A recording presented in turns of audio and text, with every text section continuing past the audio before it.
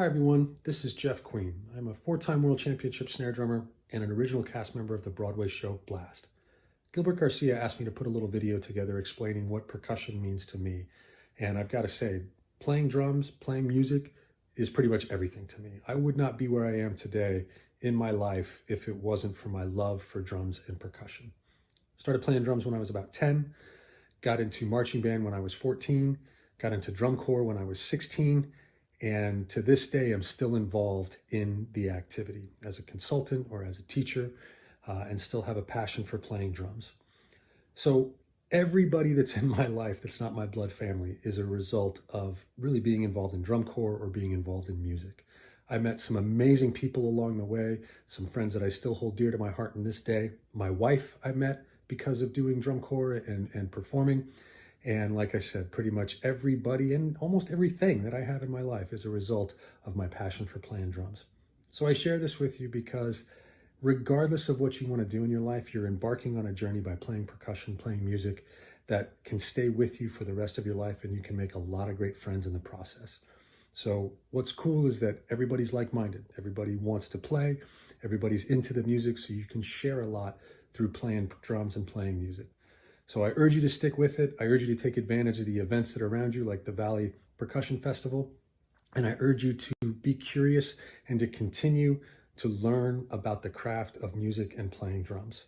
Best of luck to you, and happy drumming.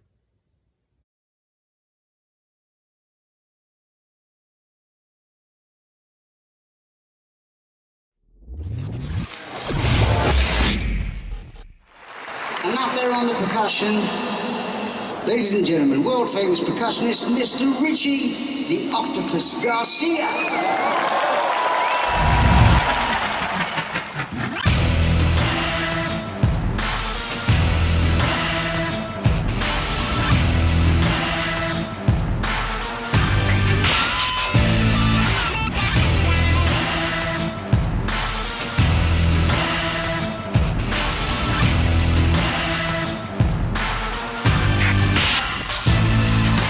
Le habla Richie García, invitándolos a que vengan al Valley Percussion Festival que se va a hacer en Hidalgo, en Texas, en mayo 14. Así que vengan a verme y a otros artistas que van a estar ahí, al igual que yo. Hello friends, please come to the Valley Percussion Festival that will be in Hidalgo, Texas on May 14th. I will be there as well as other percussionists and musicians. So I look forward to seeing you all. Take care.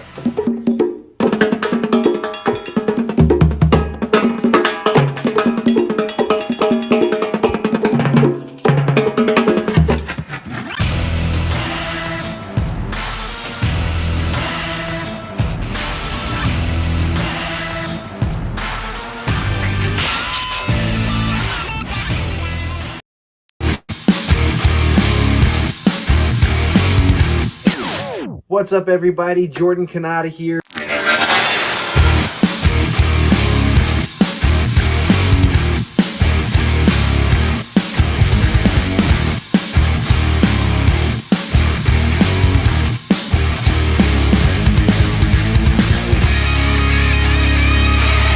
What's up, everybody? Jordan Cannata here, drummer of Tokyo Motor Fist, and you may have seen me playing drums with Slaughter, Adrenaline Mob, Sugarmore, and many other artists. I am here today to let you know that on March 19th at 12 noon Central, I'm going to be live streaming from the Valley Percussion Festival Facebook page, as well as the G Drums YouTube channel. That's GDRUMZ. We are going to be talking all things drums, and I'm going to be giving a masterclass focusing on creativity with your double bass fills.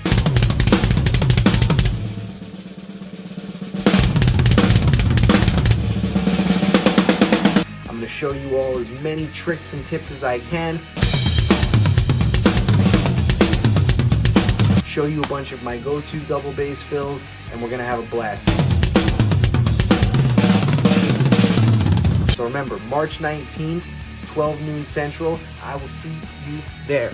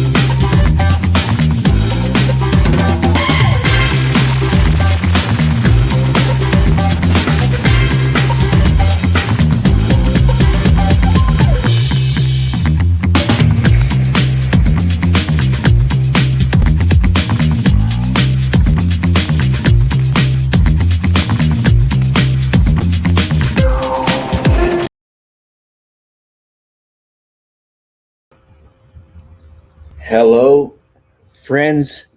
Hello, family. Guys, super excited to be here with you all today. Um, the guest that we have today, I am really excited to be able to have him on the stream for you guys. Amazing, talented individual. Um, he is going to blow your mind away. And not only is he going to be able to play, guys, he's also going to be teaching you some of his double bass drum techniques. Super excited about that. But before we go any further, I hope you guys are having a great spring break. We're finally wrapping up the last 2 days, right? I know some of you had your spring break last week. Hope it was a blast. I hope you guys are being safe, staying healthy. It looks like COVID is almost behind us, guys. We got this. We got this, and we're here for each other. I hope you guys have been able to check out some of the footage. I know we haven't streamed for a while. It's been a busy season for us, but we are already getting started to do some more in the On the Road to VPF 2022 series. And what a way to start it today with our guest today. So, but please follow, subscribe, like G Drums YouTube channel, Valley Percussion Festival Facebook page, and we also have a group page, guys, for Valley Percussion Festival. If you search it and you request to join, I will accept the request, and you can be a part of it, and you'll see a bunch of artists that are also a part of that group there. Um, with all this said, guys, uh, I'm hope that you're having a great day, and I know it's about to get a lot better. Um, our guest today, super stoked. We've actually been trying to get it going for a while already, me and him back and forth. Then he started a tour, and so he reached out a couple of weeks ago, a week ago or so, and he says, "I really want to do it." So we set it up. Without further ado, Jordan Cannata, What's brother. going on, man? It is a huge honor to have you in our stream, Ah, brother. the honor is mine. The It's honor is mine. I've seen your content. I've seen your footage, and I remember the first time I saw that your footage, and I think I mentioned it to you when I reached out to you. Like, man, your content is off the charts, um, Thank you, man. and man, so excited to have you here, man. So excited to have you here. Uh, Thank you, man. Happy to be here. welcome, welcome. Thank you. Thank you. Thank So, you. Thank Jordan, you. if you could please tell us a little bit about you, man, a little bit of your background. I know you are a Berkeley student, man. Wow. Yeah. Yes, I did go to Berkeley. I did not finish. I left early. Had some opportunities with some band. One of the bands I was playing with in the past to go work with some producers, and then eventually that's led to another opportunity and another opportunity. So I did leave before graduating, but I did study there for a little while, and it was awesome, man. In the short amount of time I was there, I learned a lot. From Dave DeCenso was one of your teachers. Dave was there. I studied with Alberto Neto was my private instructor while I was there. He's a phenomenal Latin jazz player. I Yes. also I worked a lot with Rob Morgenstein while I was there. He and I are still friends today. We actually saw each other at a show about a month ago, so that was kind of cool to connect a little bit. And Wow. yeah, so ironically, we're talking about double bass today. The class that I took with him at Berkeley was a double bass class. Wow. Brother, Yeah. that explains a lot when I see your footage. Yeah, No, no, no, no, Rod no was one. he is an amazing teacher and amazing player, and he was very good to me and really helped me a lot in developing my approach and everything like that. So it was really good to be there, even for the short amount of time that I was. Yes, and we were talking about your style earlier today, and uh, that explains a lot. You know, Rod has a style of his own, and he's a total package, man. I mean, whatever Yes, topic he you is. talk to him about, he's a walking encyclopedia, man. Yes, he is. I mean, I've never personally met anybody who has more knowledge than him, maybe Yeah, as much, but he's just, he's a phenomenon. He's unbelievable. And yeah, yes. getting to spend a little bit of time in a classroom with him and getting to study with him a little bit was really, really awesome. When I first found out that I even had the opportunity, I got all giddy about it. You got the way I get when I get to meet you guys. You get starstruck. That's me, man. Every single time. It definitely was, man. It was a cool experience to get to play with him. What was really cool too, I'm a lefty, and so is Rod. So it was really fun. Oh, is he? Yeah, Rod's a lefty, and there's not many lefty drummers out there. So we Yeah. bonded on that. And then what was really cool when I was at Berkeley, they all the classrooms, they have like 8 or 9 drum kits in them, but every one of them is set up righty. So every time I would go to class, I would have to switch the kit around really fast and then switch it back at the end of the lesson.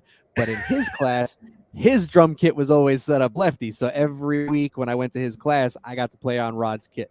So that was always Oh, really fun. wow. Yeah, Yes. that was always a really cool thing to do. Wow, man.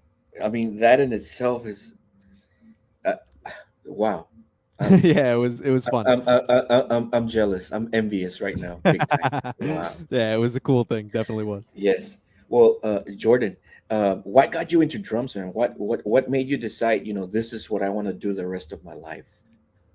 I got into music in general when I was really little. I don't know, I was probably 4 or 5 years old, and my dad passed his entire CD and cassette collection on to my brother and I, and it was all, like classic rock stuff. Everything Oh, from wow. Zeppelin to AC/DC to, it was just a huge collection of all that kind of stuff.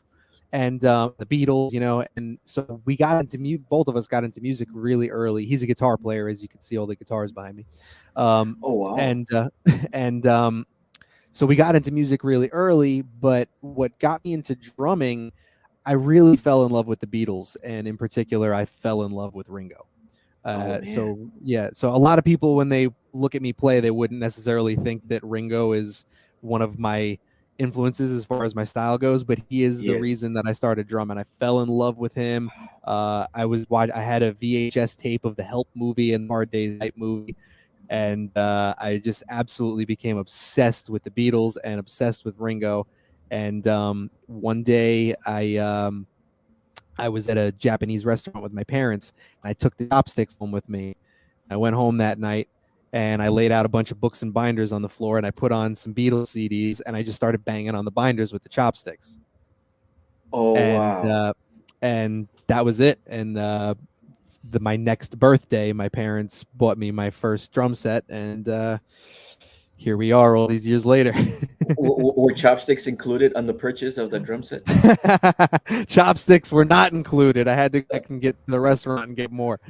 Yeah. Wow. Wow, that's awesome, Jordan. That's awesome, man.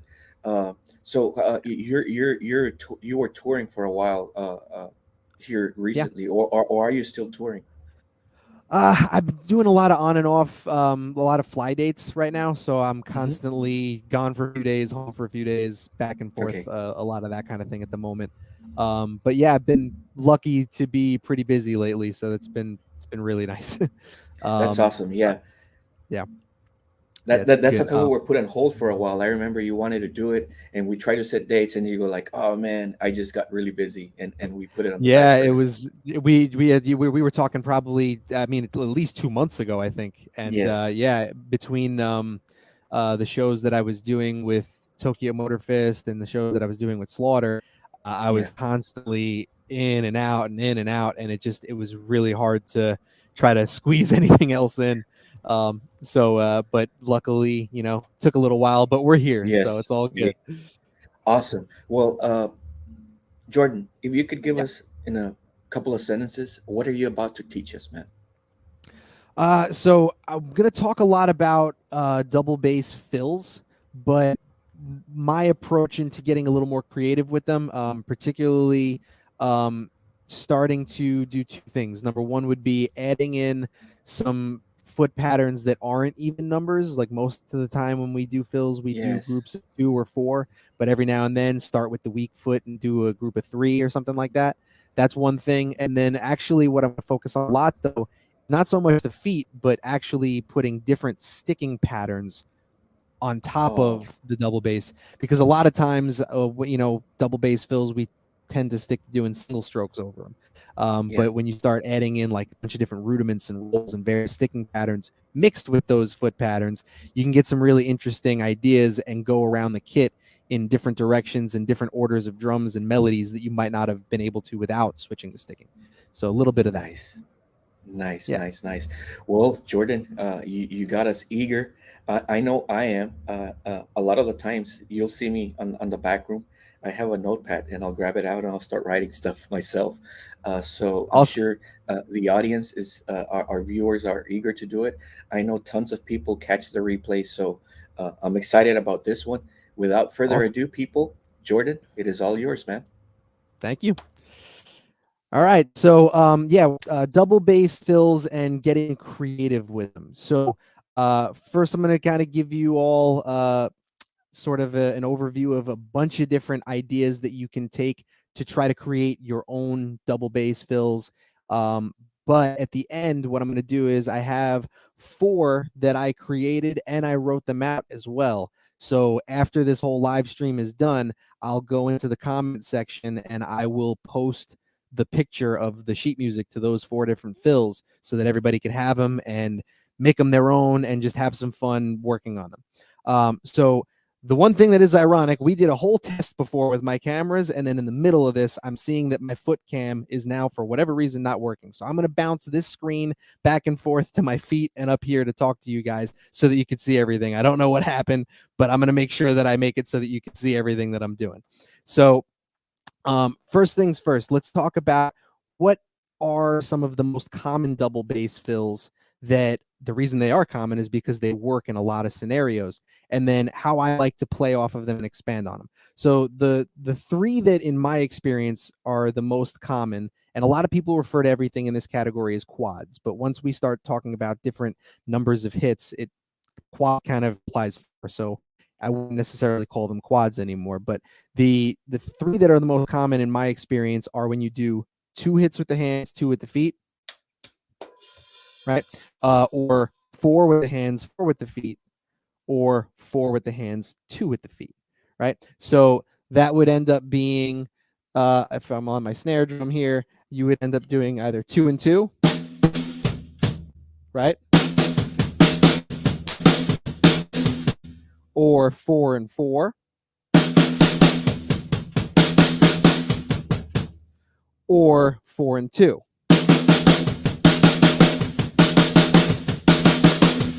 So those are all really, really common, useful fills. And you can go around the kit with them at very, very fast speeds, 2 and 2, 4 and 4, or 4 and 2. But what I'd like to talk about is how you can manipulate those. So a couple of things you could do. First and foremost, you could reverse it, right? So instead of starting with the hands, start with the feet. Do the feet first for the 2 and 2. Right? So if you were playing a groove,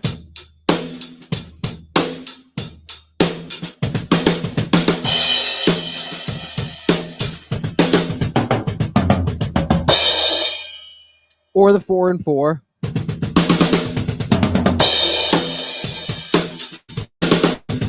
and vice versa, you could constantly reverse any one of those patterns. So that's the first thing that I would say you could try to get creative is instead of starting with the hands, start with the feet, reverse the pattern.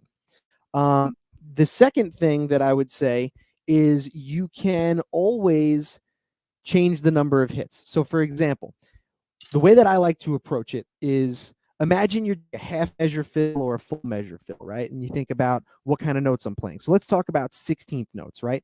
If you're going to play 16th notes, that's 4 hits per beat, right? So if you're going to do a half measure fill, like 3 E and a 4 E and a, so you get 8 hits. So you can literally make any combination of hands and feet as long as you know that it fits into that 8-hit pattern, right? So we know that 4 and 4 is 8, right? 2, 2, 2, 2 is 8. But those are all even groupings. So what if we decided to do 5 and 3, right? So that'd be 1, 2, 3, 4, 5, 6, 7, 8.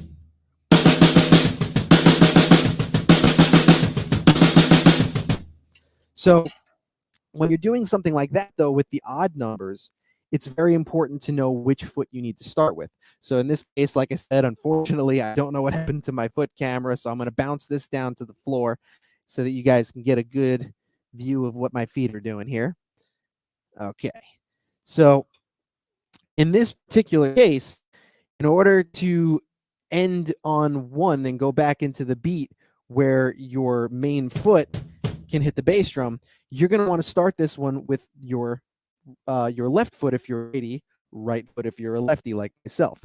So in this case, it would be 5 with the hands and then 3 with the feet, starting with what you would normally call your weak foot, so to speak.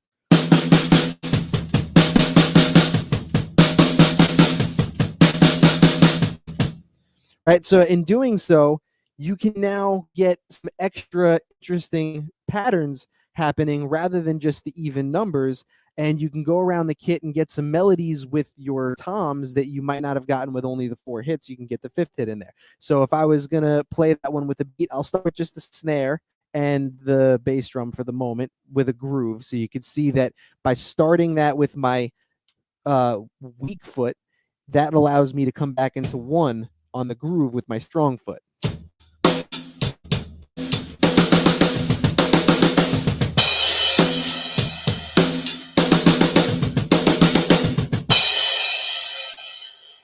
So when you're playing any one of these patterns, it allows you to start going around the kit and creating some different sounds that you may not have gotten before. So for example, now if I was to take that idea and I was to move it around the kit a little bit, I'll get my kit back in this screen here. I'm so sorry that cameras aren't working, guys. I had them all set up. We tested them and something went wrong, but we'll make the best of it.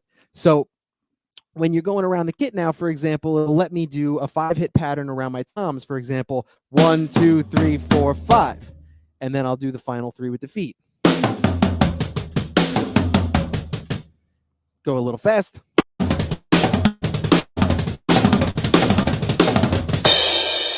So being able to use your left foot if you're a righty or right foot if you're a lefty as the starting foot gives you a little extra freedom to create interesting patterns. For example, also, let's say you were playing triplets. So the most common double bass fill in the triplet world is the 4/2, because that becomes a group of 6, right? 4 + 2 = 6. But if you wanted to do 3 and 3, you could end up with some really cool patterns. And that's another one where you would have to start with what would be your weak foot. 1, 2, 3, 1, 2, 3.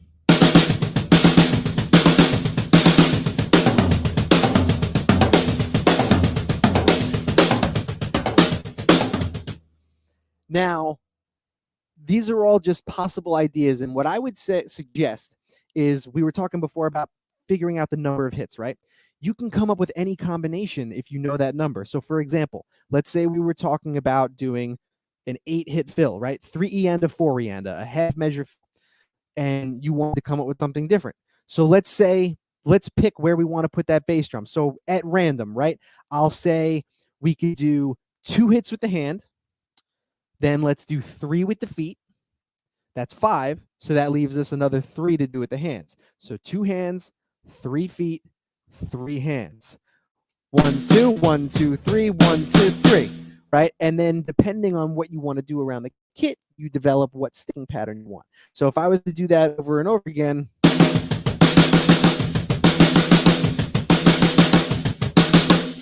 so gives you a little bit of a different feel than you would get out of just doing 2 and 2 or 4 and 4 or 4 and 2. You can get some really interesting patterns that way. So if I was to take that fill and play it with a beat, so that's, again, 2 with the hands, 3 with the feet, 3 with the hands with a groove.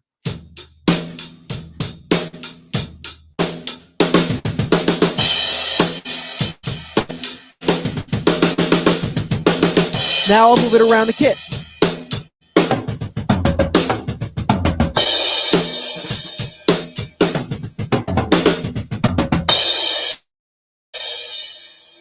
You can get some really, really cool, interesting patterns, and you create them all on your own, literally by just figuring out how many hits are going to be in this fill based on the length of the fill and what the note value, what you're playing is.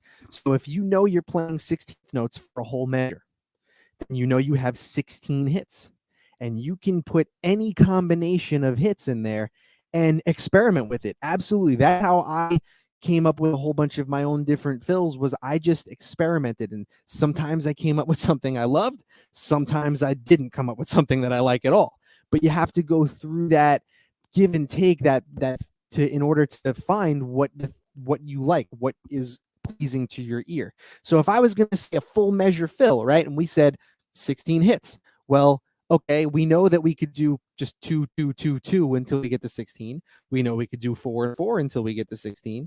We know we can do 8 and 8 till we get to 16. We can do groups of 4 and 2. We could do any combination of them, or we can do odd numbers, right? So let's come up with 2 different ones. Let's come up with one that has all even numbers, but changes the number of strokes. And then we'll come up with one that has some odd numbers of hits.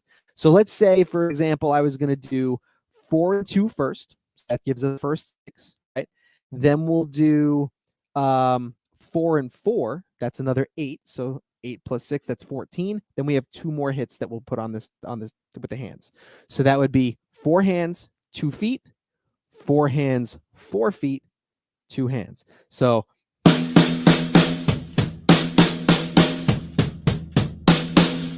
right? So if we played that fill a little faster still.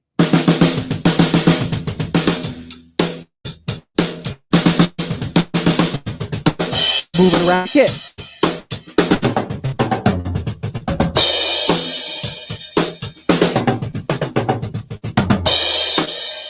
As you get more comfortable with them, of course, you start bumping up the speed, and that way you could fit it into whatever tempo the song is that you're playing.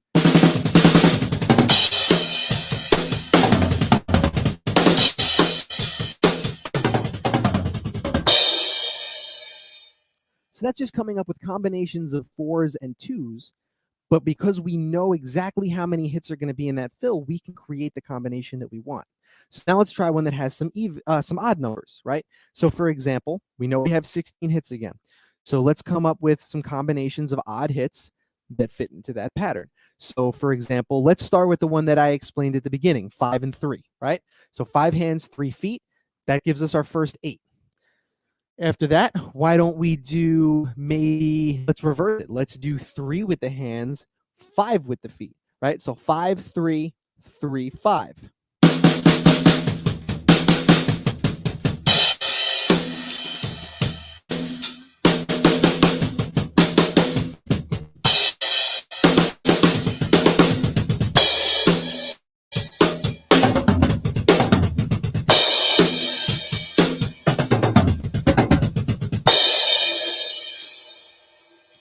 So a good reason for wanting to be able to do this too is that in a lot of cases, you may want to sync up your fills with something that other musicians in the band are doing.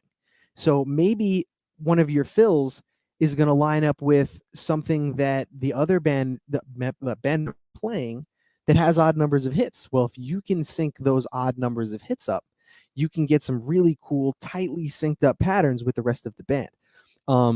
And then, of course, like I said, it allows you to get some extra melodies and some extra ability to express yourself around the kit, and therefore gives you the ability to be more musical, as well as allows you to get creative and create your own sound, right? Create your own feel, which is something that I think everybody aspires to do, right? We're all influenced by other musicians, but we also want to take what we've learned from them and make them our own. And the best way to do that is to experiment. right? Always be willing to take something you learned and say, how can I manipulate it? How can I change it? How can I tweak it and come up with something interesting that I can do with it that I might not have heard before? And it doesn't even matter if you've heard it before or if you have or haven't. It's just about experimenting and getting yourself comfortable playing anything you want. That way you have the ability to express yourself however you want, because that's what this is all about, is expressing ourselves. That's what music is. It's expression. So that's the first step in my opinion, getting creative with your double bass drumming, your fills particularly, is getting comfortable trying to do odd numbers of hits between your hand and your feet, and knowing that sometimes you have to be able to start with what most people would consider their weak foot in order to do so, because depending on where those odd numbers of hits are, you may have to start with the weak foot so that you can get back to one with your strong foot for the groove. And the way that you would base what foot leads, in case you're unaware of it, when we count 16th notes, right, we count 1 E-enda, 2 E-enda, 3 E-enda, 4 E-enda. So if the hit starts on a number or an end, right, 1 N, 2 N, 3 N, 4 N, those would start with your main foot. If it starts with an E or an that starts with your weak foot. And I'm always putting weak in quotes, because the goal should be that not to have a weak foot, right? The goal should be for either foot to be able to do whatever we need it to. But because most grooves and stuff, you tend to use our main foot, it tends to be referred to as the strong and weak foot. So anytime you come with a pattern where the foot pattern starts on the E or the you're going to want to start that with your weaker foot, right? For me as a lefty, that'd be my right foot. For a righty, that would be their left foot. That way it doesn't affect your ability to get back into one of the groove that you're coming into. So to recap those two ideas, right? First thing is try experimenting by reversing the patterns. If you have a double bass fill like a 2 and 2 or a 4 and 2, try reversing it and doing the foot first instead of the hands. Second thing is try doing some double bass fills that have odd numbers of hits on the feet and the hands, right? 5 with the hands, 3 with the feet, 3 with the hands, 5 with the feet. If you're doing something long, you could do even mixtures of odds and evens, right? So we said you could be doing a 16 hit pattern. So you could do 7 with the hands, 2 with the feet. That leaves you with 9 more. So you could do 7, 2, 6, 3. That comes out to your full 16, and it gives you one spot with your hands that's odd and one spot that's even, and it gives you one spot with your feet that's odd and one spot with your feet that's even. You may love the sound of it. The whole point of this is that I would encourage you to experiment, constantly experiment and come up with your own versions of these fills. And once you have the pattern between your hands and feet comfortable, then start moving it around your toms. That's the best way to do it. And so my goal here is just to give you a starting point on how you can do that. And for me, it was always about, like I said before, knowing the length of the fill you're going to try to create here, right? Knowing the note value and the length of it. So even if you're not familiar with everything in the music theory world, even if you can't read sheet music, that doesn't really matter here. If you can feel that this fill is 8 hits long or 16 hits long, or if it's triplets and it's 12 hits or 6 hits long, you know that you can divide that group of whatever number it is, 8 or 16, however you want, as long as you fit it into those 8 or 16 hits, right? And as long as you get comfortable manipulating that, you can come up with a billion of your own combinations this way. So the last thing that I want to talk about, and this is what I'm going to really delve into, is how we can manipulate our sticking patterns over those feet. Okay, so in this case, you're not going to really see the feet too much. I'm going to stick with even numbers for the moment, just so that we can kind of get a good sense of what I'm talking about here. So every fill that I just played for you, I played single strokes with the hands, and I pretty much, for the most part, unless it was a number, started with my strong hand, left, for righties, right.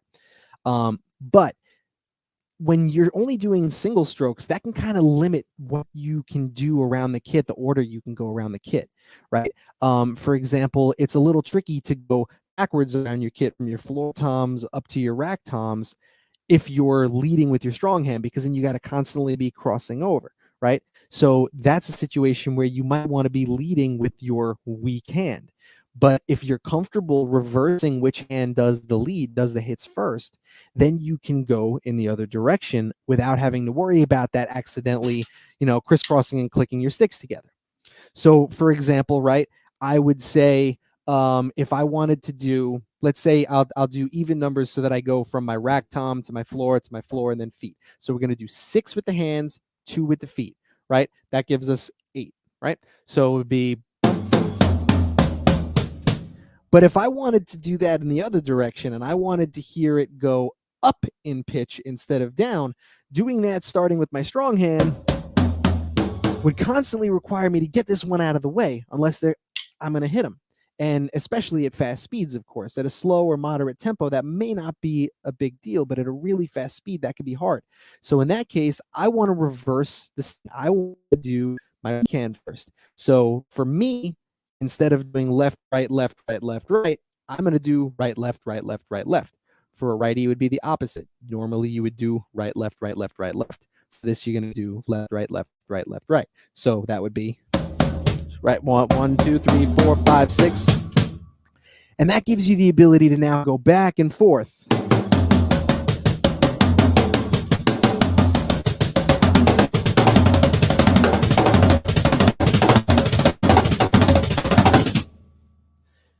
So having that comfort of, first off, just being able to reverse your sticking pattern gives you the ability to go in either direction around the kit, which is a really, really nice thing to do because it allows you to create melodies going in both directions, not just from the highest pitch to the lowest, but also from the lowest to the highest. And it also lets you do some interesting patterns. For example, let's say we were doing 2 and 2, right? Well, if I wanted to split that between 2 drums, for example, my snare drum and my first floor tom here. So if I was going to do it strong hand, weak hand all the time, that would always end up being floor tom, snare drum, then the bass drums. But what if I want to hear the snare drum first? I got to start with my weak hand. Right? So now having that comfort to pick and choose, I could alternate which one does first. So start one with the strong hand, next one with the weak hand.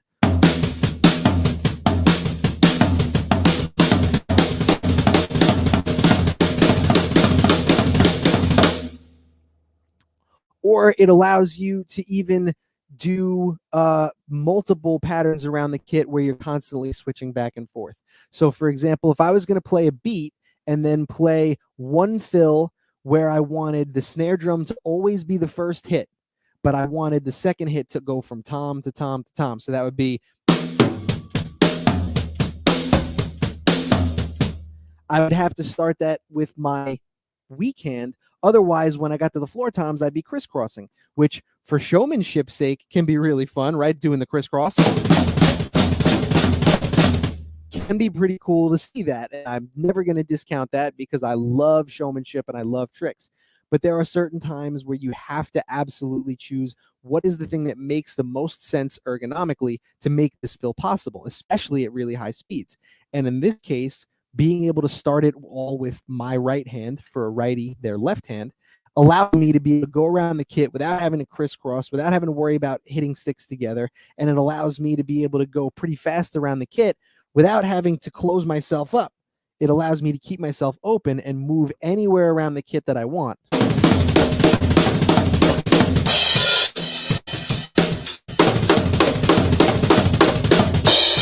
Now I'll switch off between starting some hits with my right hand and starting some with my left hand, but all is 2 and 2. 1, 2, 3, 4.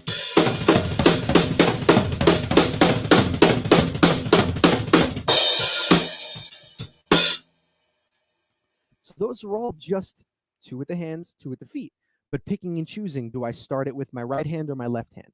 And that allows me to pick and choose what sounds I want, even more in a more diverse way than if I was only doing it starting with my strong hand.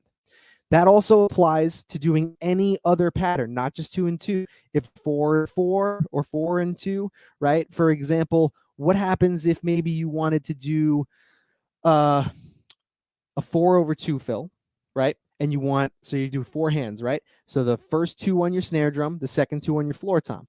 That could easily be done with your strong hand lead. 1, 2, 3, 4.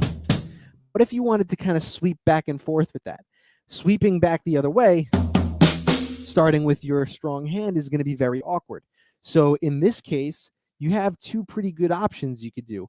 Either you could switch the lead hand when you do that and start with your so-called weak hand, and therefore strong hand this way, weak hand this way.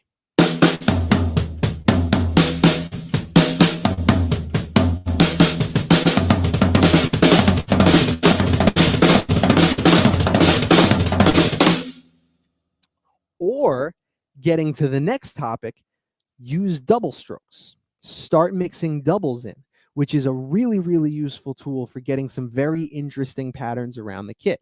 Because if you're going to do double strokes, and you could leave your hands right over the toms, you don't even need to move. And therefore, if you're comfortable with the doubles, this actually requires the least amount of energy because your arms stay still.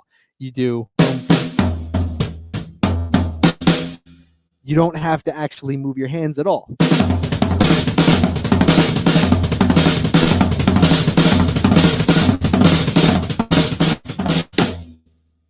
You could literally be completely stationary. What that also does, doubles, or whether you're talking about doubles or starting the weak hand, the doubles allow you to kind of do the same thing, go in other directions around the kit, coming back from here to here. Because if you're doing doubles, and let's say you wanted to do 4/2 from your floor tom to your rack tom, well, you could do it leading with the weak hand.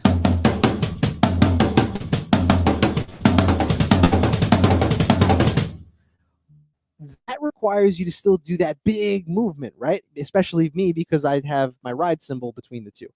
If I wanted to do it with doubles, I could lead it with my strong hand. Strong hand doing a double on the floor tom, weak hand doing a double on the rack tom.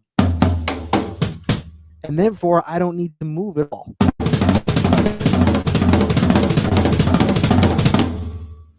So it allows you to get extra creative with the melodies you create. Now, I'm going to take it one step further, and most of what I'm going to be talking about is mixtures of singles and doubles, and as well as changing which hand is the lead hand. But I like to take it one step further and do specific rudiments with these fills, right? So, for example, if we're talking about a 4-hit pattern with the hands, whether we're talking about 4/2 or 4/4 or 4/85, it doesn't really matter. If it's a 4-hit pattern, there are 4-hit rudiments, right? Most notable would most likely be the paradiddle, right? So you could absolutely do a paradiddle on the kit over 2 feet or 4 feet. So let's say, let's do 4/4 this time because we just did a bunch with 2 feet. So if I was going to do paradiddle 4 feet, then other paradiddle starting with the weak hand 4 feet. For those that don't know paradiddles, that's right, left, right, right, and left, right, left, left. So I'm doing that pattern, but splitting the feet in between it. So now, if I was going to do a paradiddle around the toms around the kit, I could do, let's say, for a righty, this would be right, left, right, right. Now, as doing it as all singles, you would have to crisscross. You'd have to go bum, bum, and that could be pretty uncomfortable. But if you do it with the paradiddle, not really that uncomfortable because there's nothing in your way going from here to here, right? Or even if you were splitting from your rack tom to your floor tom, it's just a little flick.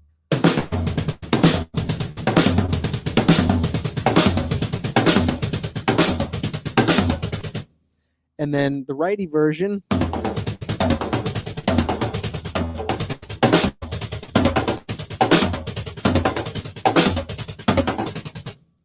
So the reason for doing the paradiddles, it's not just to say, I can play paradiddles with double bass. It's not about that. It's about those orders of drums that I came up with the paradiddles would not necessarily be impossible with singles, but they would be very difficult and less practical. And therefore, you're probably less likely to come up with them.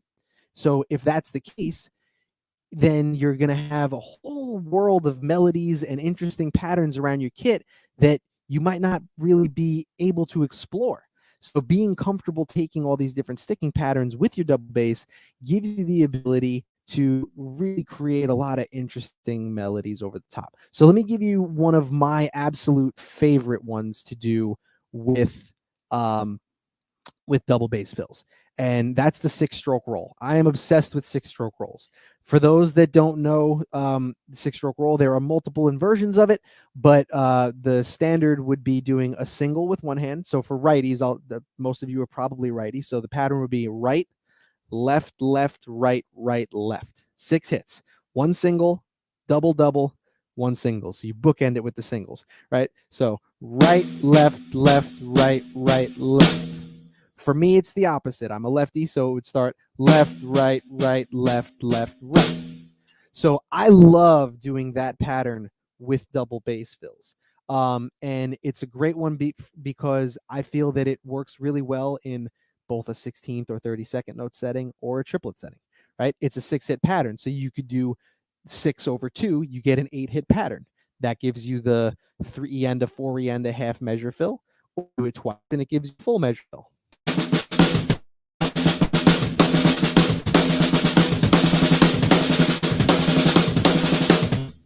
What I also love about it is what you'll notice is you're hearing accents. I'm accenting the first and last hit, which is standard with a 6-stroke roll. It allows me, in a comfortable way for me, to start adding extra dynamics into my double bass fills. And that's a really cool thing. Instead of always having the machine gun, or sometimes you want the machine gun. Sometimes you want something that has a little more finesse and has some accents in it that creates another rhythm over the top.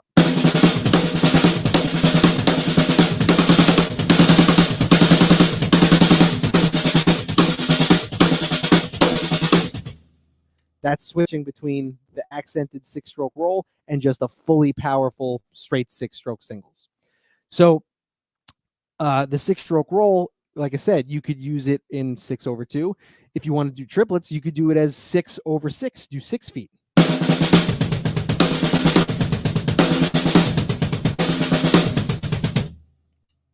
So again, just mixing and matching like crazy.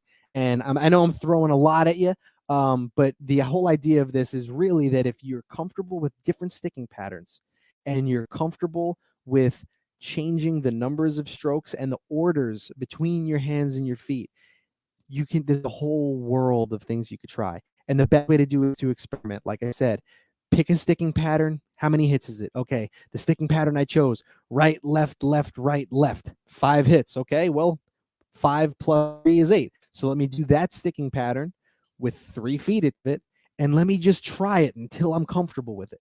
Once I'm comfortable with it, I'll start speeding it up.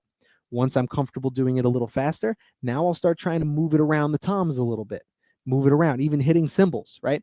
There's always a way to keep building from one piece to another, to another, to another. It's always building blocks, stepping stones.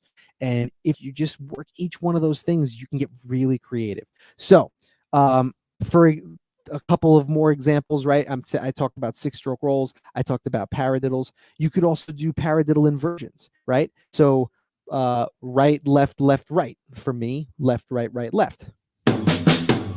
Right? So if you're comfortable doing that with, let's say, 4 over 2s, you can move that hand all around your toms and leave the doubles on your snare.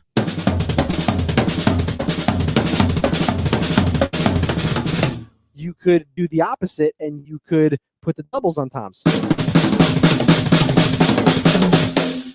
Right? You can mix and match it.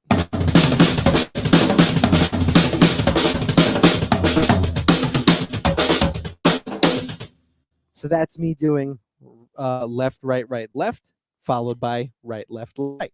Or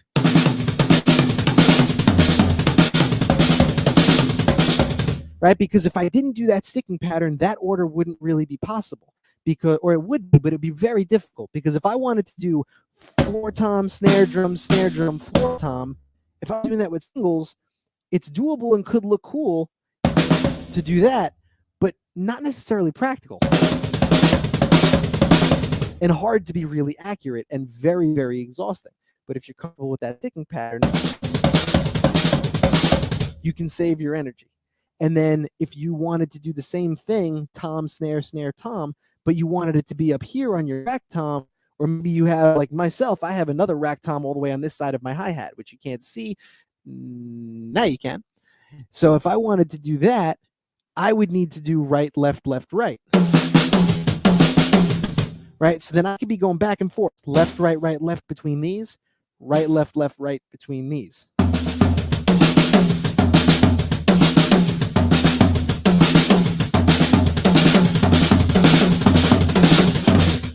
And it allows me to be able to move anywhere I want on the kit without having to worry about, can this work with single strokes? Can this work? No. I want to make sure that I want to get to hear what I want to hear and change my stick and foot pattern to make that happen. So to end the whole thing off, I'm going to give you all 4 fills that I like to use all the time. And they take these ideas. Now, none of the fills that I'm going to give you here have the odd numbers of bass drum hits, but they all have various sticking patterns over the top of them. So, for example, and like I said, I have all 4 of them written out here, and I'm going to upload these fills into the comment section after this whole live stream is done so that everybody can have them and play with them. And what I've done with them all is they're all written specifically between the snare drum and the bass drum, and the sticking patterns are written over the top. And the idea here is because in my opinion, the best way to get comfortable, play them on snare and bass, and then once you're comfortable, start trying to move those sticking patterns around the toms however you see fit. I don't want to give you a specific version of what to do around the toms because I want you to get creative with it and create your own versions and come up with the ideas that you like. That's how I always am able to come up with my own patterns, and I love the idea of getting the creative juices flowing. So it's a great way to give a framework and then show me how you make it your own. So the first one is going to use the 6-stroke roll like I talked about before. So what I'm going to do is it's a triplet fill, and it's a 12-hit pattern, right? So the first 6 hits are the 6-stroke roll. And then for the next 6 hits, I do 2 feet, 2 hands, 2 feet, right? So 6, 2, 2, 2 equals 12. So 6-stroke roll, followed by 2, 2, 2. The whole thing together. So I'll start looping that, and then I'll gradually get faster and faster.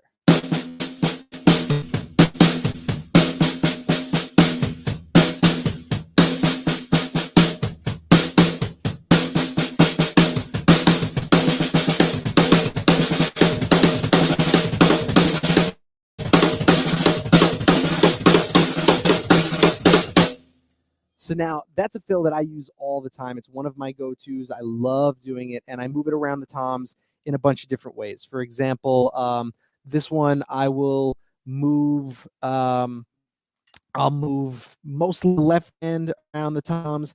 Then I'll do one where I move the right hand a little bit. Then I'll try to mix and match and move them both a little bit. So, for example, if I was just going to move the left hand and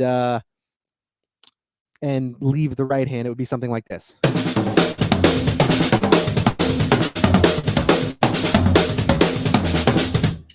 Now, if I was moving the right hand,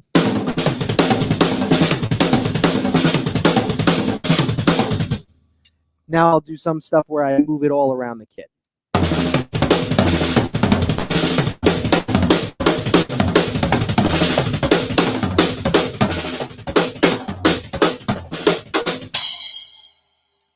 Do it with a groove.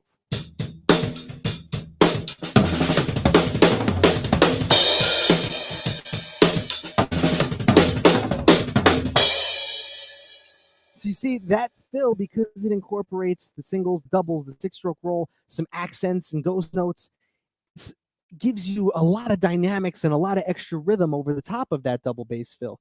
instead of just the machine gun. And that's what I love about it, is I love being able to pick and choose. Do I want machine gun sound? Because a lot of times you do, but then there are times where you don't. And that for me is great, because I think there are moments, especially not in the metal world or in the rock world, where you don't want that machine gun, and in a lot of cases you might not do double bass because you don't think it'll fit.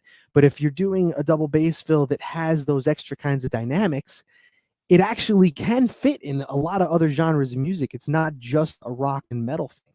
It can be used in many genres. I have done pop gigs and funk gigs and all sorts of stuff, and I've used double bass in a lot of them. I've done funk fusion recordings and done these kinds of double bass fills all over them, and they fit really well.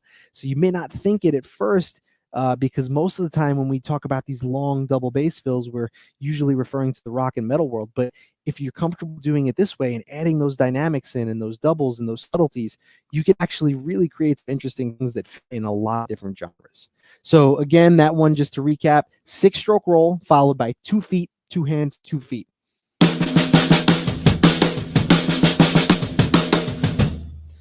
The second one is also going to be triplets, okay? But this one, what I did was I created a fill that has odd numbers of hands, but even numbers of feet.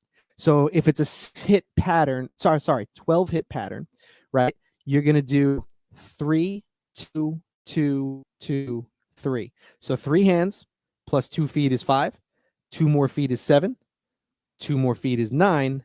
3 more hands is 12, right?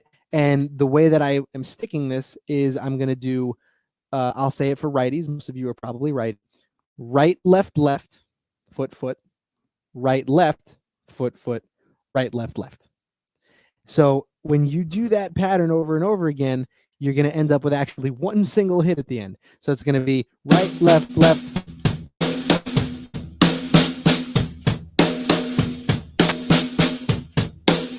So what's happening there? It's a very weird one. What's happening is I'm actually ending with a single hit at the end. Why? Because I'm doing 3 hands, 2 feet, 2 hands, 2 feet, 3 hands, 2 feet, 2 hands, 2 feet. So what's happening is I'm doing 3 hands, 2 feet as a group of 5, right? So you got a 5, and then 2 and 2 is a 4. So you got 5, 4, 5, 4, and then another 5. In order to get all the way to the end of that measure, you have to have 1. Why? Because triplets in a whole measure, 16th note triplets in a whole measure, how many hits is that? That's actually 24 hits, right? So if you have 5 and 4, that's 9. So do 5 and 4 twice, that's 18. So now if you do 18 plus the last 5-hit pattern, right, that gets you to 23. You still need 1 more hit to fit in there. So it becomes 5, 4, 5, 4, 5, 4.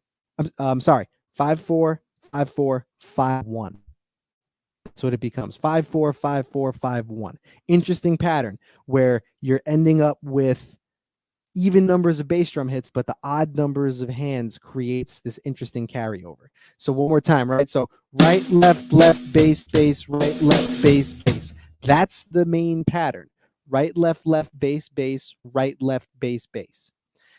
You do that whole pattern twice, and then you do right, left, left, bass, bass, left. I know it's a wacky one, but like I said, I'm going to upload this sheet so you'll be able to look at the sticking pattern afterward and check it out for yourself. So if I play that one over and over again, gradually get faster, it's going to sound like this.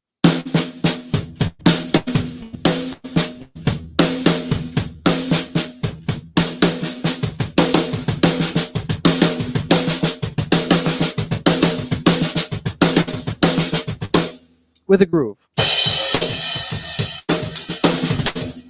I messed it up.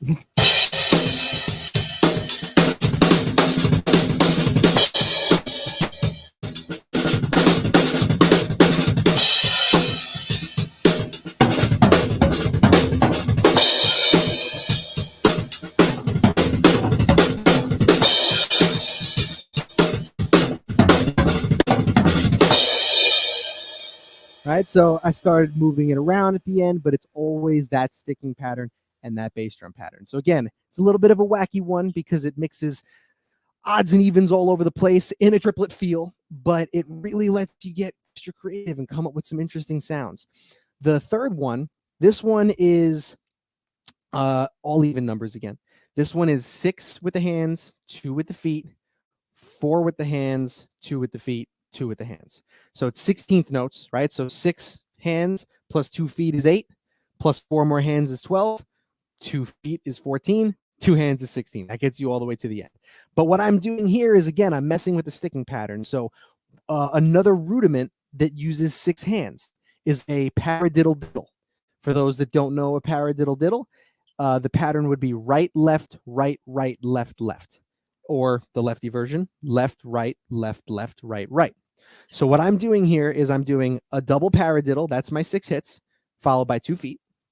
Then I'm doing double strokes for 4, right, right, left, left. Another 2 feet, and then just 2 singles, right? So really slow, double paradiddle first. I'm sorry, paradiddle diddle first. Foot, foot, doubles. Foot, foot, singles. So it's 6 hands, then 4 hands, then 2 hands, and there's always 2 feet between.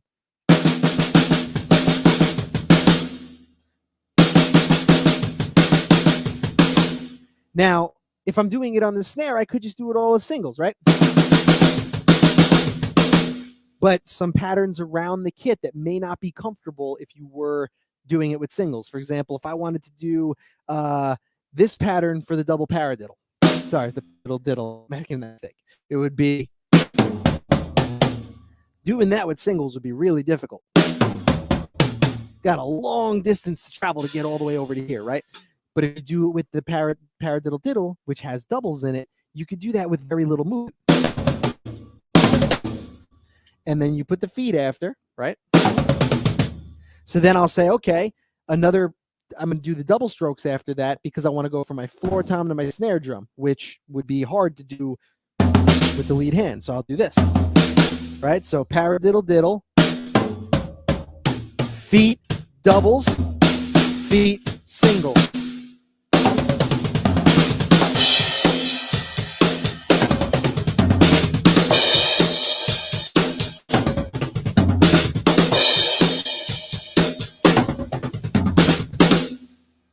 And that's just one order around the kit that I'm using that sticking pattern to create. And that's the idea, is that I'm using these sticking patterns to create voicings around the kit that I necessarily wouldn't be comfortable with otherwise. Okay, and the last one that I'm going to give you guys is another 16th note pattern.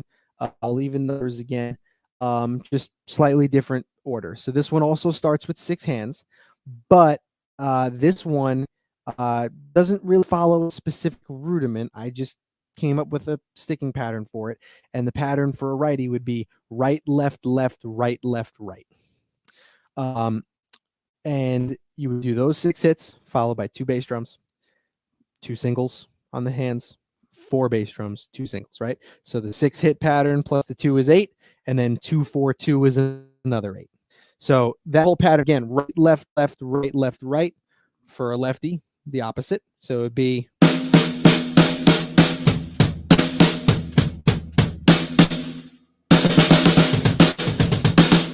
so why would I do that sticking pattern? Again, come up with some interesting patterns around the kit that I may not be comfortable doing with singles.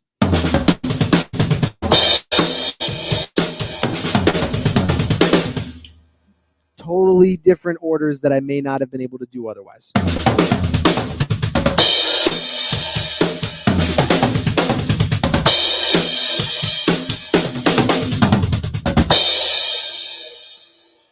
So just to sum it all up, right? I know I threw a whole bunch of information at you guys, and I hope that it was really, really helpful.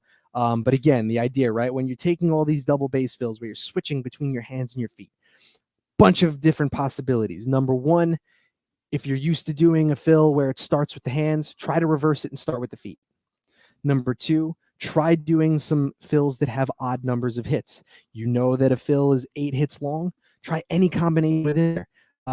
You know that 5 plus 3 is 8, right? So try 5 hands, 3 feet. Try 5 feet, 3 hands, right? You know what? Let's talk about even doing a really long foot pattern that doesn't have a lot of hands in it, right? Like 7 feet and 1 hand. You could literally just do 1 hand first, followed by 7 feet.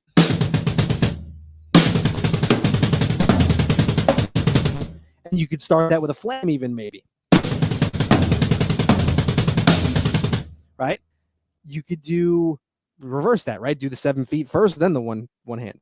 You never know what you're going to come up with that you may like. So try a bunch of odd numbers and always just try to do that little bit of math that requires that as long as you know how many hits you could fit into that fill, you can subdivide it however you want. The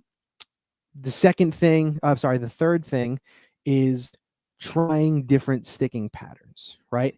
You know that you're comfortable let's say you're comfortable doing 4/4, right? But you always do it right, left, and then you do the 4 feet. Try doing it left, right, left, right. Try doing right, right, left, left. Try doing left, left, right, right. Try doing a paradiddle. Try doing the opposite lead paradiddle. Try doing inverted paradiddles. Try random things, right, left, left, left, left, left, right. Backwards paradiddle, left, left, right, right, left, right. Any sticking pattern you can come up with. And then once you're comfortable moving that around the kit, you can create some really interesting sounds. And that applies to any pattern, right? If it's groups of 2, groups of 3, groups of 4, groups of 5, groups of 11, right? It doesn't matter how many hits it is. You could do, if you're doing a full measure of 16th notes, 16 hits, right? You 11 hands, 5 feet. And you can mix those 11 hand hits up with whatever sticking pattern you want. There's no rule there in what sticking pattern to do, because changing that pattern however you like it allows you to move around the kit in all sorts of interesting ways. And then maybe you can be comfortable implementing something that you might not have been comfortable with before. Maybe instead of working it on your toms, you've got a crash cymbal over here and you want to try the bell on it, or your ride bell, or you got a cowbell somewhere on your kit. You could throw that in, right? And that allows you to get some interesting sounds in there. Maybe you want to have a fill that goes between your cowbell and your ride bell. And those are very small targets. So going back and forth between the two, it's really hard to hit those. If you're comfortable doing it with double strokes, you don't have to move. So the aim is easier.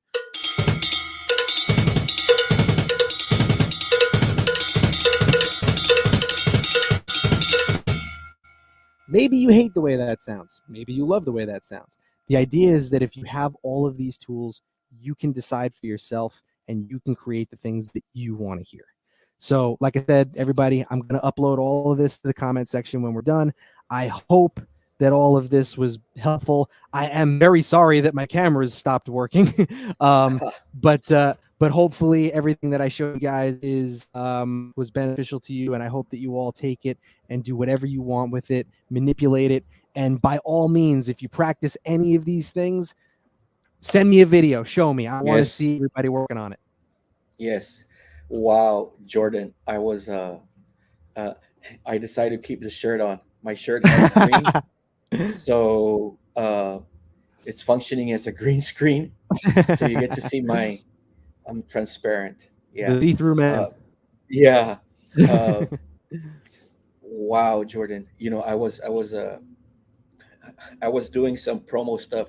You could probably see me down at the back room, but I was making a point of listening to your ideas, and literally, I think, Jordan, that if you were to get this footage and just package it the way it is, this is a complete double bass drum feel education. Like if people were to take this, Jordan, literally, if they were to take this and not apply anything else, they would be solid. And I appreciate that. Thank you. But that's honestly a big part of why I chose it, because I felt like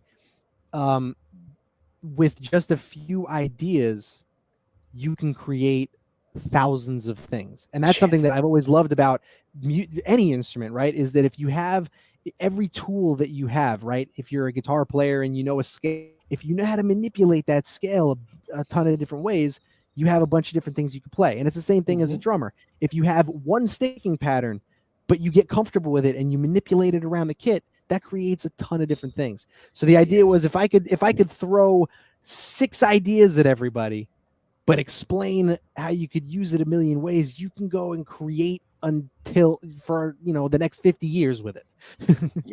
Yes. That's beautiful, Jordan. This is amazing. Thank you. I don't know if you've done clinics and used this as a topic, but it's complete, dude. It's complete, top Thank to you very bottom. much. I do teach very often, so it is part of the curriculum that I like to teach often. So Okay, awesome. I love it, man. I love it, and uh, I haven't played set in a while. Mhm.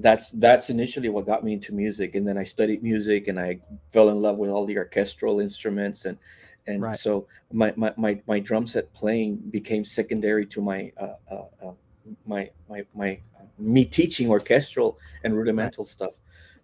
But here lately, I've started to dab a little bit into it, and I'm going to go back and I'm going to be looking at this and practicing. This is some really good stuff, man. Thank you, I man. Well, am. and that's what's kind of cool too. Like you're saying, you do a lot of orchestral stuff, right? Or I'm assuming, maybe like some drum corps type stuff as well, Yes. maybe.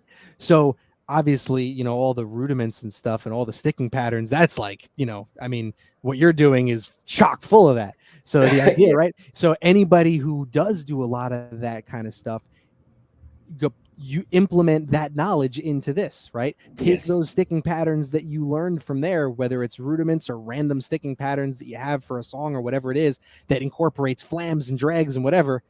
Take a piece of it, put some double bass in it. Yes. You know, Yes. Yes. that's the idea. Is if everything you're comfortable with, just start manipulating it, make it your own. Yes. That's the idea. And you want to know something, Jordan? I think that when it comes to education, uh, it, this is from me personally, having done this for a long time. Well, not the virtual stuff, right? The virtual stuff, we just started to do it about 2 years ago ish, right? Right. Um, but dealing with the Valley Percussion Festival for at least 15 years, uh, and seeing so many, phenomenal drum set players, you're the total package, man. Because Thank you so much, man. you can play, but you can teach. Thank you very You can much, man. teach at a high level. You have the concepts and you have the delivery, but your enthusiasm. I was like, this guy is excited about what he's sharing, and I could tell Absolutely. that. Yes, I, and I I I love doing it. I love sharing it because you know what? No one gets anywhere by themselves. Everybody needs a little bit of guidance. yes, Not everybody has the luxury of having that guidance. I was fortunate enough that I had, from when I was 8 years old, I had a drum teacher who was with me for many, many years, and he oh shared wow, every bit of knowledge he had with me. And then, obviously, like we spoke about, I went to Berkeley, and then from gigging, one thing that I've learned is the drumming community is filled with people who want to share their information. And yes, I've had so many people who have shared with me the that, and I'm so in love with it that all I want to do is share that. yes, I want to see the next generation take it to another level, and then the next yes, generation take it to another level. And yes, I really do love sharing it. And it's, listen, I wouldn't be able to do any of the things that I just did if someone didn't help me along as well. So yeah, everybody needs to be shown something here and there yes, and be inspired. And if I can help one person, that's the goal in life, man. yes. I hear you, man. It's how can I say this? We need to pay it forward. I feel Absolutely. like we do, and sometimes when we're paying it forward, you have no idea what it's going to cost. I've had so many students, so many students, reach out to me that, thanks to what they learned, in music education, is applicable to so many things in their life, and some Absolutely. of them, my son keeps telling me, because my son was my student as well through public school, Mhm. and peers of his that graduated with him and before him and right after him, they always reach out. Man, what I learned from your dad was this and that. And I'm not tooting my own horn at all, by no way, shape, or form, because everything that I share comes from you, comes from the other person Or that I somebody saw. else. So Yep. yeah, I'm just grabbing it Passing and it along. pass. Yes, That's yes, exactly exactly. right. I'm just passing along what other people showed me, and they passed along what other people showed them. And that's what it's all about, is making sure that we continue the spread of information. That's Yes. it. What's that term? Sheet, steal, and borrow. Yeah. Yes, That absolutely. yes. And that's true. I know. I used to play with a band, and some of the musicians that they would hang out with, they would say like, "No, man, if you don't come up with your original stuff, you ain't a musician." And I'm thinking like, this guy really has no idea what he's talking about, because everything he's played has been played some way, shape, or form. You know, Yep. All somehow comes from everything, somewhere. it all has been done, all of Yep. it. Yeah. And it's Absolutely. a concept that I personally it makes me cringe when I hear people say it is, if you don't have it, if you weren't born with it, you won't you can't learn it. And I'm like, Nah. that's nothing could be so farther from the truth than that. Yeah. Correct. Yeah, I mean, Yes. listen, it's sometimes things take a lot of time. You got to put in a lot of effort. You got to put in a lot of practice. Absolutely, requires a lot of dedication, but it's always achievable. Yeah. Absolutely. One thing, Jordan, that you're saying, and I'd like to share it with our viewers, is this, because sometimes you're right. Sometimes uh, uh, certain concepts, certain things take a very long time for us to develop, and Absolutely. just because it's taking a long time does not mean that you won't master it. There is Correct. such a thing as late bloomers. There is such a Hmm. thing.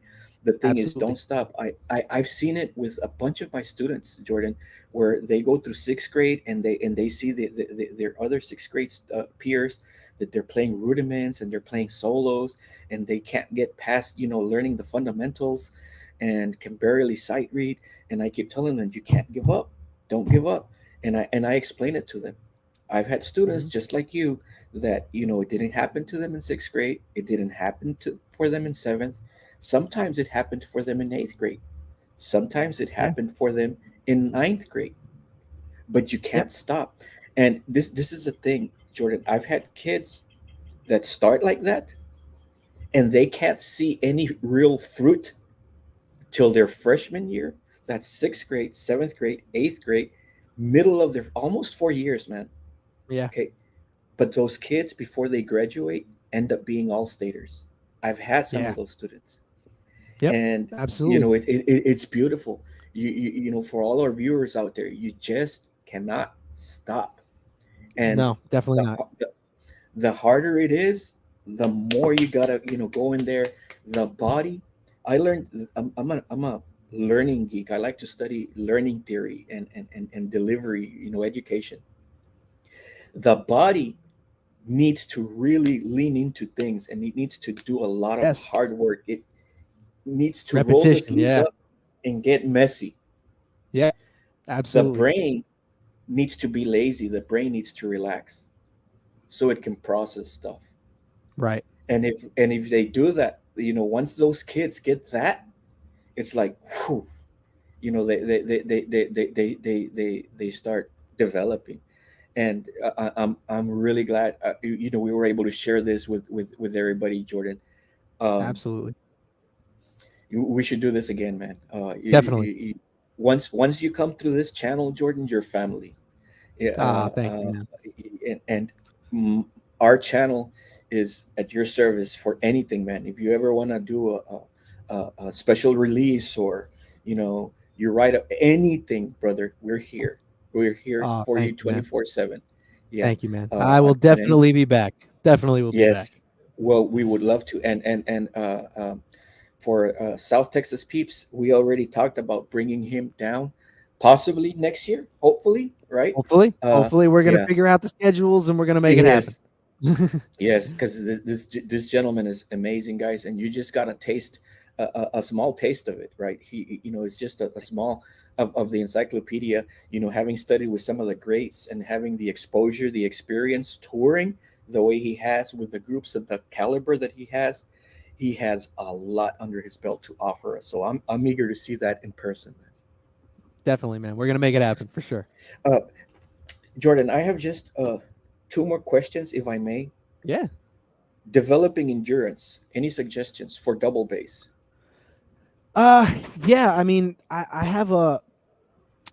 I always kind of followed this idea of so for me, endurance also kind of always went hand in hand with top speed in a way, right? So what you'll always find is that your top speed will never be able to be held for as long as a slower speed, right? That's just the nature of it. Forgetting even just, let's talk about double bass. Let's talk about just running, right? You're not going to be able to sprint for as long as you'll be able to jog. So what I always like to do is this approach almost like somebody would take in a gym working out, right? Weightlifters very often take the approach of they'll do a higher rep with lower weight, then they'll do slightly lower reps with a higher weight, and then lower reps with a higher weight. So what I like to do is I like to take a metronome, okay, and I'll play a double bass groove, for example. And this could be done with any exercise. It does not have to just be done with double bass. But let's say you're playing straight 16th note machine gun double bass beat, right? So what I like to do to develop both endurance and top speed is I have a 10-minute process. I'll pick random tempos for the moment just to give you the idea, right? But let's say the fastest tempo you could play double bass at for 16 notes right now is 140 BPM, okay? What I'll do is I will set the metronome to 120, and I'll play that beat for 3 minutes straight. Then I'll take a minute rest. I'll set it up to 130 and play it for 2 minutes straight. Then I'll take a 1 minute rest, set it to 140, and play it for 1 minute straight. So I'm playing it at 3 tempos and getting a minute shorter each time and giving myself a breather. And what that's doing is, like I said, it's kind of the weightlifter approach where they go lower weight, higher rep, all the way to highest weight, lowest rep, because it's kind of achieving a lot of things. It's the first one is warming you up to speed up and giving you the long-term endurance. And then after you reach a point where you've gotten to the point where all three of those at that tempo are really comfortable, do the same thing, but up each one. And so now if you were doing 120, 130, 140, and you've been doing that for however long it took for you to get comfortable, it take you to get comfortable, it take you 6 months to get comfortable. It's not a race, it's not a competition. Just working on improving your ability and your endurance and your speed. Doesn't matter how long it takes. But after that amount of time, it's really comfortable. Instead of doing 120, 130, 140, now try 130, 140, 150. Then bump it up to 140, 150, 160. And take that approach of that 3 minutes, 2 minutes, 1 minute with 1 minute breaks in between. So that's a 10-minute process. If you do that, twice in one day, and do that constantly, you're going to constantly notice improvement in your ability to play for longer periods of time, as well as play faster for longer periods of time. You always make the top speed the shortest amount, because those short spurts are going to be easier to maintain the control of. And then once that's comfortable and you bump it all up, now that what was your top speed, now you're playing it longer. So you're now taking what was the short spurt, turning it into the endurance exercise, and you're going up higher for the top speed exercise, and you keep climbing that step. Last little thing I'll say about this, I was just talking about 10 BPM increments with the metronome. Do not discount tiny increments with a metronome. A lot of people get caught into this idea of because it's just the way our brains work, going up by 10 or going up by 5s. But you would be very surprised at how drastic going 2 BPM can be. Right? Just going from 120 to 122, depending on what it is you're doing, actually a very challenging increment. So you don't necessarily always got to challenge by going up by 5s or 10s. If you can, great. But if not, and you feel like a smaller increment is necessary, go for it. You'd be very shocked to see how drastic, even if you're just doing hands, singles, right? If you were really, really fast and you could play 16th notes at 180 BPM, the jump from 180 to 190 could be crazy, but you'd be surprised at how drastic it is to go from 180 to 182. Yes, yes, I hear you. I hear that's wow, Jordan. You're that's a very thorough explanation, sir. I've never I've asked this question before to different artists, and I've never heard it this thorough. I love it. I love it, man. One Glad to last help, man. thing. Yeah. Beater placement on the drum head. Is do you go for dead center?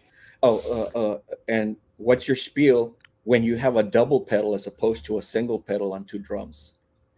Okay, so I'm pretty much center of the drum. I might actually, looking at it, I'm maybe just above center, just slightly higher than center.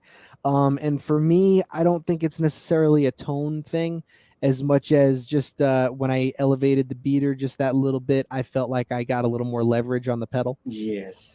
So for me, it was just a feel thing, and it's everybody's different with the way they like the feel of their pedals. Some people like loose tension, some people like tight tension, some people want a long board, some people want a short board, chains, direct drive. You know, there's so many ways. You have to go with what's comfortable for you because our bodies are all different. No one's going to feel comfortable the same way.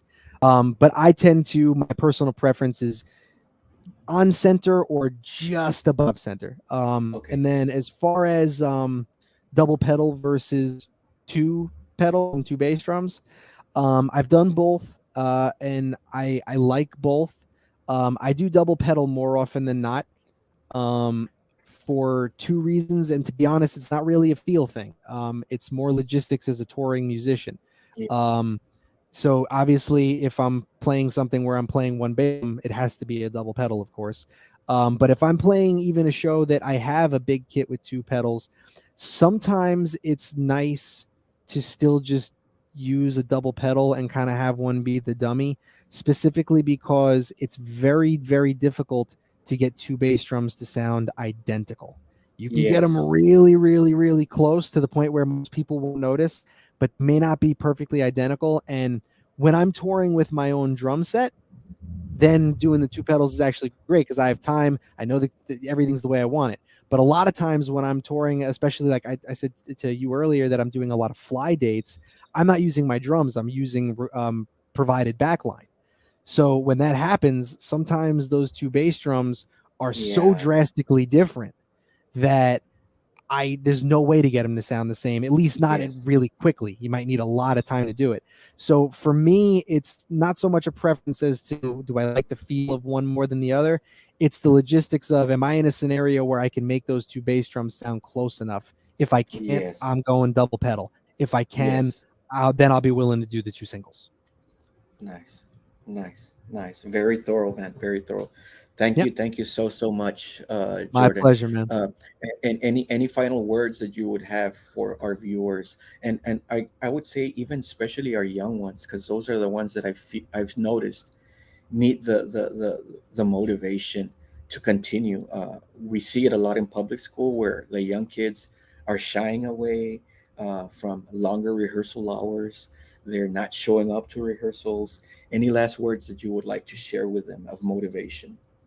Yeah, listen, like you had said before, sometimes it does take a while to learn something. And, especially I think when you're learning something that is physical, right? Like drumming or a sport even, because understanding there's two steps, right? If you're learning a subject, in school, it requires understanding. But if you're learning something physical, now there's a second step. You have to understand it and then you have to execute it. And that takes time for your body to get used to that, right? It's a biological process. Your brain has to send chemicals down, your limbs, and it can take a long time to do that. And on top of that, it's not a competition. Everybody is different.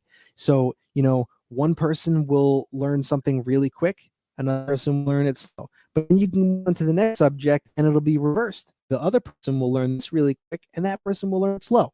That does not separate one from another. That doesn't make one person better at it than the other. Everybody is different. Everybody has different strengths. Our bodies are built differently. all move differently. We all think differently. So you have to always be patient, give yourself the time to learn it. And remember, if you're talking about something like music or a sport or whatever it is, you do it because you love it. It does not matter if you're learning it quickly or slowly. If you love it and you're passionate about it and you enjoy it, then stick with it, because I promise you it will absolutely pay dividends for you in the long run. Whether we're talking about making it a career or just something you're super passionate about so that you can just have some extra happiness in your life.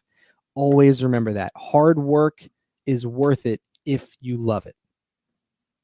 Yes, absolutely agree. Did you get to see that?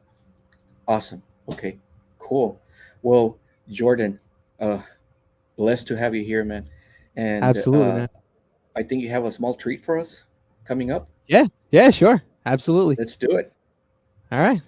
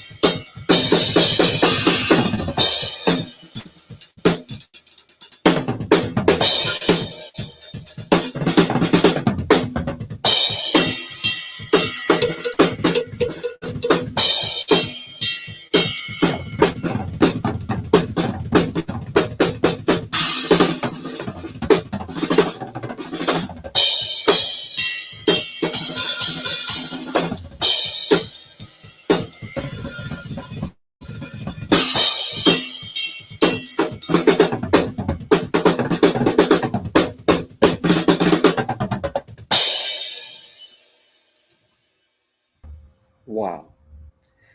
With that, people, friends, make sure to check out our content.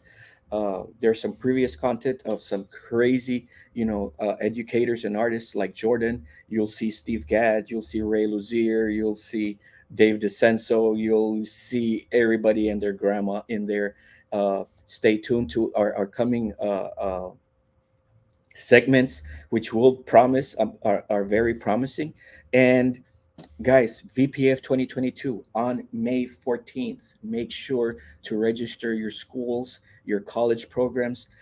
You don't want to miss it. You don't want to miss it. We've been talking to those artists and educators, and they are packing a punch. They're serious about making this back to life situation a huge impact. So, guys, you're going to be in for some clinics that, if you've seen this artist in the past, Daniel Glass, Jeff Prosperi, Ksenia Mlanovic, I believe I did that correct, Marco Scaripa, and Richie Gajate Garcia. If you've seen them do clinics before, they're amazing. But I'm telling you, on May 14th, you will see a different side of them you have never seen before. And that's all of them. All of them are speaking the same lingo. You don't want to miss it. With this said, friends, family, we will see you on the next one. Thank you, Jordan. Thank you, man.